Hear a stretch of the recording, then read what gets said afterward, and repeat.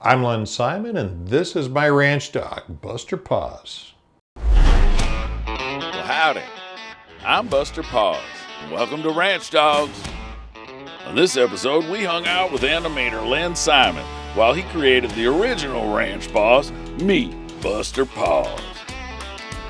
When I sat down with Ranch Dog Productions a couple years ago and had some discussions with Benjamin, we were brainstorming how do we create an icon for the series and stuff. And it's one thing if you just do a documentary, you have a certain demographic, but we wanted to go more family oriented and hit a broader range. So by creating our own iconic character, like our own Mickey Mouse, if you will, we discussed coming up with Buster Paws. So we wanted to have an animated character that not only could we have it as almost like a brand or a logo for the series, but we could actually branch out into his own series of animated shorts.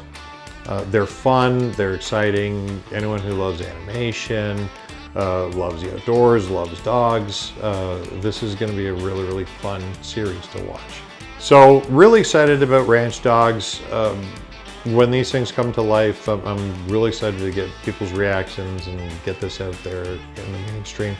With the short content, our goal is for streaming. Did you know that for every 1 second of animation, it takes 24 drawings? I started my animation career way back in the late 80s. So around 1987, I got to work on a McDonald's commercial with my brother. I have an older brother who's about 20 years older than me who did all the cartoons I grew up with and enjoyed as a kid, like Super Friends, Godzilla, he did the GoBots, Jetsons, Smurfs, stuff like that. So growing up with an animation brother, it was very inspiring for me. I drew since I could hold a pencil, so I felt it was inevitable to become an animator and follow my brother's footsteps. So he was a main inspiration for me getting into the industry. The other was when I watched Bambi for the first time. Every few years they'd re-release all these old classics and stuff. And I knew about animation. My brother was an animator, and I looked at it as drawing cartoons. But when I saw Bambi, there was about 5 big areas in the theater where kids and parents and stuff were just bawling. And I'm sort of laughing at myself going like, they're crying over a cartoon, these are just drawings. So I think the combination of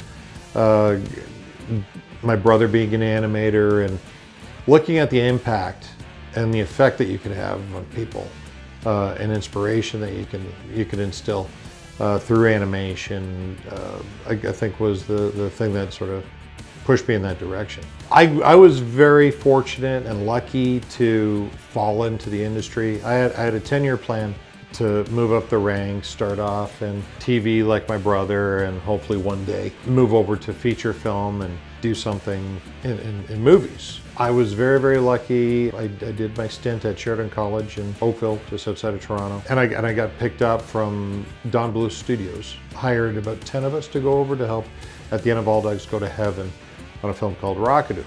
I was lucky, just got my feet wet in the industry, and then got to start on my first feature film. So I ended up staying over there for 5.5 years. And then our company got purchased by Media Assets, which got bought out by News Corp. So they relocated us here to Phoenix, where we set up Fox Animation. And I think our first big film with Fox was Anastasia. We did a follow-up to that called Bartok the Magnificent, and then Titan AE before they closed their doors in 2000. Yeah, Fox was a really good experience.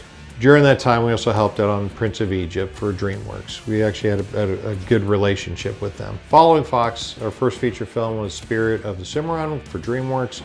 Then moved on to 8 Crazy Nights, Fat Albert, Curious George. More recently, we worked on Tom and Jerry, Green Eggs and Ham, and feature. Got to do a bunch of stuff on Klaus, Disenchanted for Disney.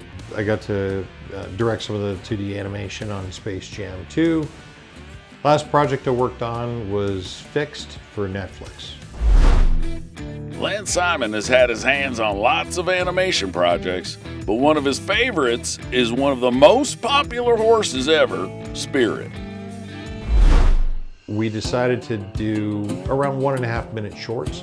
Today's audiences and kids have a very, very low attention span. So anything above a few minutes long, they're like looking around the room and stuff, unless it's a really, really well-known brand. So we figured we'd start with crawling instead of walking at this point, and create a series of short content that you can watch, you're in, you're out. One of the things that we wanted to do is be able to tell these stories from both the human and the ranch dog's point of view. So in this series, the humans are the dogs.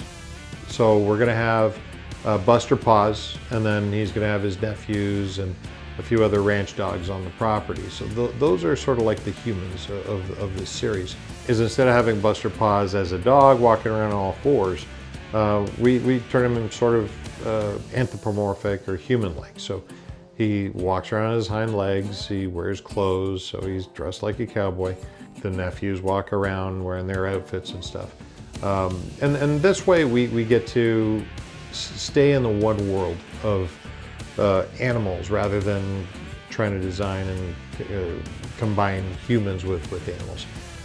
There's a reason why we do animation, is to have fun. If we're animating humans all the time, then like might as well do live action. So this should be a fun series to work on. Thanks again for hanging out with us. Go ahead and hit that subscribe button and become a ranch dog for life. See you next time.